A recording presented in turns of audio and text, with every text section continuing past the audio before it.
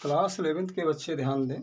आज जो है अणुभार निर्धारण की विधि में मैं आपको बताने जा रहा हूँ सिल्वर लवण विधि के बारे में। सिल्वर लवण विधि, सिल्वर लवण विधि जो है इंग्लिश में कहा जाता है silver salt method. Silver salt method. देखिए, सिल्वर लवण विधि में दरअसल कार्बनिक अम्लों के तुल्यांकी भार ज्ञात किए जाते हैं। जितने कार्बनिक अम्ल हैं, कार्बनिक अम्ल के तुल्यांकी भार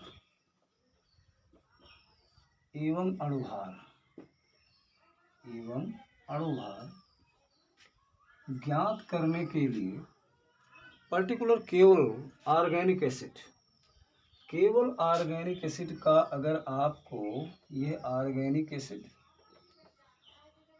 अगर आपको इक्विवेलेंट वेट पता करना है या फिर इसका मॉलिक्यूलर वेट पता करना है, तो हम जिस विधि का प्रयोग करेंगे वो होगी सिल्वर लवण विधि। अब प्रश्न ये है कि आखिर सिल्वर लवण विधि का सिद्धांत क्या है। तो सिद्धांत जो होता है, क्योंकि हर एक विधि का अपना एक सिद्धांत होता है।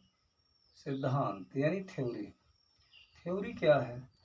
थ्योरी इसकी माना यह जाता है कि इसमें किसी भी कार्बोक्सिलिक अम्ल के सिल्वर लवण को गर्म किया जाता है, जिससे अवशेष के रूप में एज रेजिड्यू सिल्वर ऑब्टेन्ड होता है, सिल्वर प्राप्त होता है और इसमें गैसें बाहर निकल जाती हैं। तो हम करते क्या हैं कि इस सिल्वर लवण का भार और ये मुक्त हुए सिल्वर के भार दोनों को हम कंपेयर करके इस प्रकार से हम तुल्यांकी भार निकाल सकते हैं। क्योंकि सबसे पहले तुल्यांकी भार निकलेगा, उसके बाद क्या निकलेगा? मॉलिक्यूलर वेट, अणुभार निकलेगा। तो इस प्रकार से सिद्धांत में अब जिसमें ये क्या है, ये कार्बोक्सिलिक अम्ल का सिल्वर लवण है, सिल्वर लवण होता है, जो कि एक क्षारकीय है, मोनोबेसिक होता है। एक क्षारकीय लवण है, मोनोबेसिक साल्ट होता है। अब अगर मैं आर, कुछ लोग सोच रहे होंगे कि आर क्या है। अब अगर मैं आर की जगह पर CH3 ले लूँ तो ये हो जाएगा CH3COOH, यानी सिल्वर एसीटेट। तो CH3COOH का एक सिल्वर लवण हुआ है और CH3COOH क्या है? एक कार्बनिक अम्ल है। तो कार्बनिक अम्ल के जो तुल्यांकी भार और अणुभार ज्ञात किए जाते हैं, उसका अपना जो सिद्धांत होता है वो ये होता है। अगर ये सिद्धांत है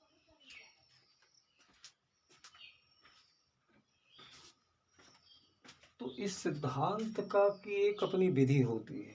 अब वो विधि क्या है? विधि बड़ी महत्वपूर्ण है और इस विधि में हम लोग जानेंगे कि होता क्या है। विधि क्या है? मेथड में हम किसी कार्बनिक अम्ल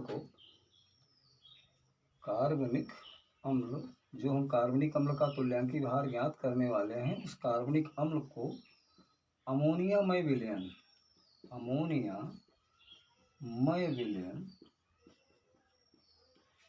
के साथ क्रिया कराई जाती है,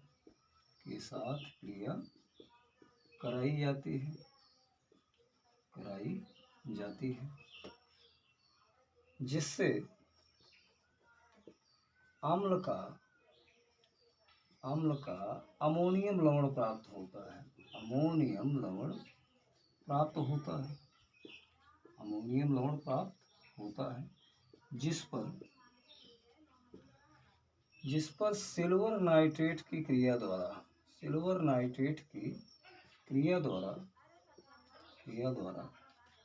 अम्ल का सिल्वर लवण प्राप्त कर लिया जाता है। प्राप्त कर लिया जाता है, जिसे सुखाकर तौल लेते हैं, जिसे सुखाकर तौल लेते हैं, अमोनियामय विलयन। अमोनियामय विलयन का मतलब हुआ कि अमोनिया गैस को अगर हम जल के संपर्क में लाएं तो ये NH4OH अमोनियम हाइड्रोक्साइड के रूप में परिवर्तित हो जाएगा, और यही अमोनियम हाइड्रोक्साइड का जो विलयन होगा इसी को कहा जाएगा अमोनियामय विलयन। अब कार्बनिक अम्ल को अमोनिया में विलयन के साथ क्रिया कराई जाएगी। इसका मतलब हुआ कि RCOOH ये संकेत है किसी कार्बनिक अम्ल का, और NH4OH से जब क्रिया होगी तो इस प्रकार से देखिए जो रिएक्शन होगा उसमें क्षार होने के कारण ये अपना OH प्रदान करेगा, अम्ल होने के कारण ये अपना H मुक्त करेगी। HOH के संयोग से पता है जल बनता है, तो कंपाउंड बन जाएगा RCOONH4, अमोनियम एसीटेट बन गया या अमोनियम लवण बन गया इसका, प्लस H2O बन गया। अब इस अमोनियम जो लवण बना अम्ल का, यही अम्ल का क्या है, अम्ल का अमोनियम लवण है। अब अभी लिखा गया कि इस पर क्रिया सिल्वर नाइट्रेट के विलयन से कराई जाएगी, तो RCOONH4 की क्रिया अगर हम सिल्वर नाइट्रेट से कराएंगे तो आपस में ये क्रिया द्वारा RCOOAg बन जाएगा, और यहाँ से NH4NO3 के साथ कंबाइंड होकर के अमोनियम नाइट्रेट बना लेगा, NH4NO3। कहने का मतलब हमें अम्ल का सिल्वर लवण प्राप्त हुआ, अम्ल का सिल्वर लवण प्राप्त हो जाएगा, जिसे सुखा करके हम क्या करेंगे, तौल लेते हैं। अब इस प्रकार से यही जो चीज़ें लिखी गई इसी को आप रासायनिक समीकरण द्वारा इस प्रकार से दर्शाया जा सकता है। अब सबसे बड़ी बात इसमें जो फार्मूला होगा, फार्मूले का डेरिवेशन कैसे होगा, जिस पर न्यूमेरिकल हमें आएंगे, सॉल्व करना होगा। अब उस चीज़ को देखिए कि गणनाएं कैसे की जाएंगी, फार्मूला कैसे डिराइव्ड होगा, कौन सा फार्मूला प्रयोग किया जाए, इसके लिए गणना, कैलकुलेशन, गणना से हमारा मतलब कैलकुलेशन करने जा रहे हैं। तो जो गणना इसकी है उसमें ये माना जाता है कि कैलकुलेशन में माना कि अम्ल के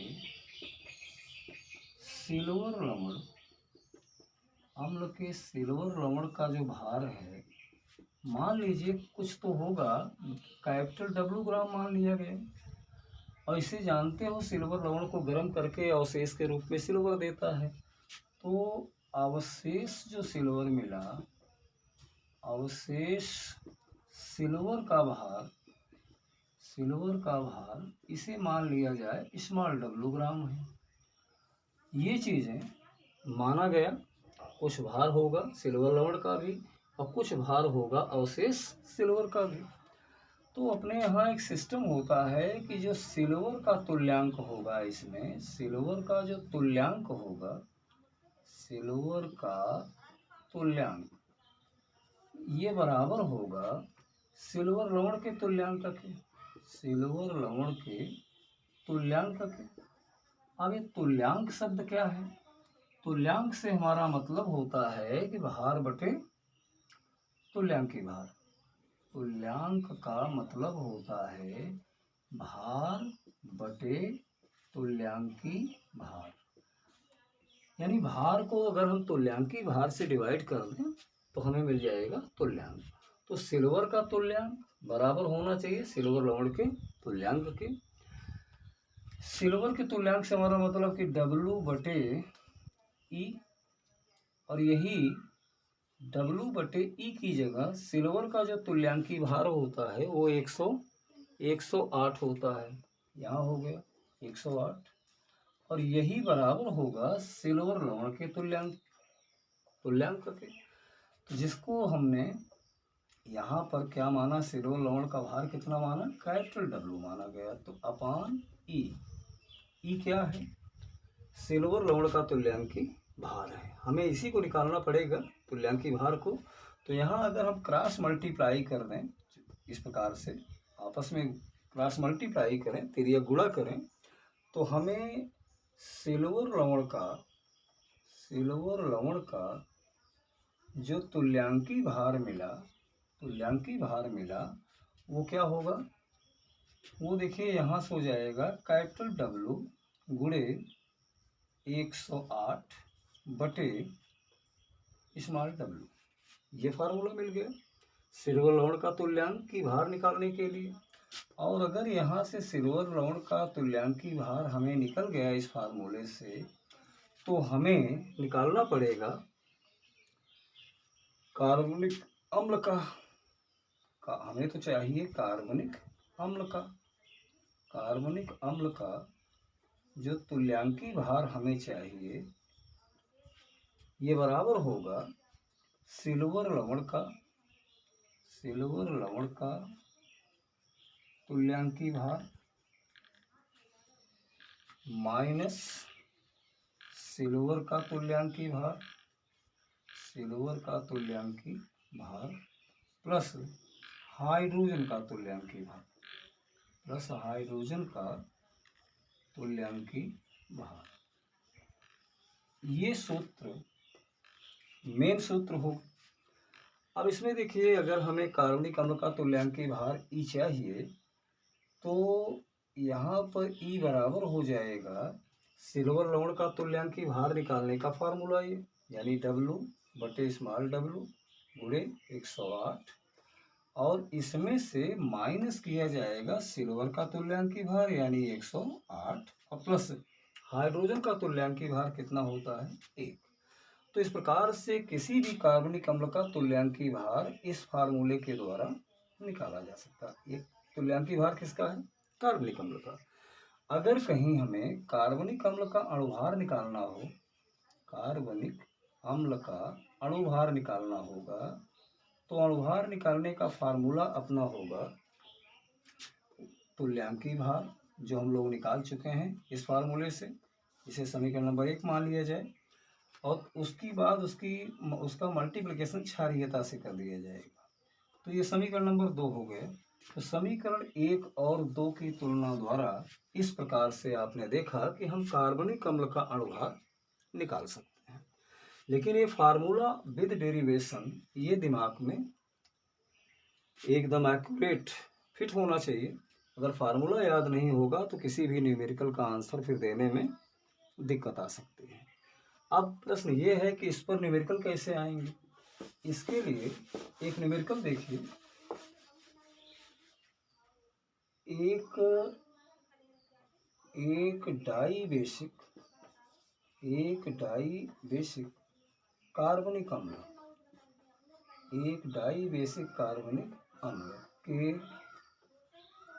के 0.76 ग्राम सिल्वर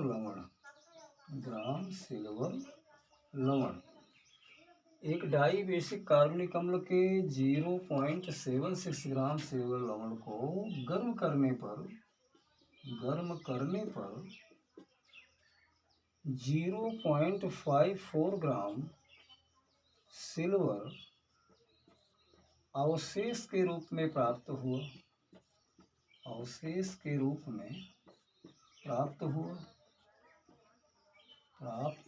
हुआ। अम्ल का यानी कार्बनिक अम्ल का तुल्यांकी भार एवं अणुभार ज्ञात कीजिए।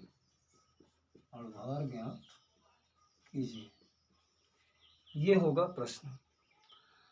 इस प्रकार का अगर कोई भी प्रश्न आता है तो अपने पास डेरिवेशन में ये फार्मूले हैं। हमें सबसे पहले कह रहा कार्बनिक अम्ल का तुल्यांकी भार ज्ञात कीजिए, तो कार्बनिक अम्ल का तुल्यांकी भार E बराबर सिल्वर लवण का तुल्यांकी भार माइनस सिल्वर का तुल्यांकी भार धन हाइड्रोजन का तुल्यांकी भार। और इसके लिए शॉर्ट में फार्मूला यहाँ पर ये बताया गया है। समीकरण 1 का पालन करिए। तो समीकरण 1 का अगर हम पालन करेंगे तो सीधा लिखेंगे समीकरण 1 के अनुसार अनुसार ये जो है आंसर में आप सबसे पहले समीकरण 1 के अनुसार अम्ल का तुल्यांकी भार, अम्ल का तुल्यांकी भार अगर हमें निकालना है E, तो E बराबर होगा W, कैपिटल W अपान स्मॉल w गुणे 108 माइनस 108 धन 1। इस फार्मूले का प्रयोग करेंगे तो कैपिटल W क्या है, सिल्वर लवण का भार है। सिल्वर लवण का भार कितना प्रश्न में दिया गया, 0.76। स्मॉल w क्या है, अवशेष सिल्वर का भार, वो प्रश्न में कितना दिया गया, 0.54।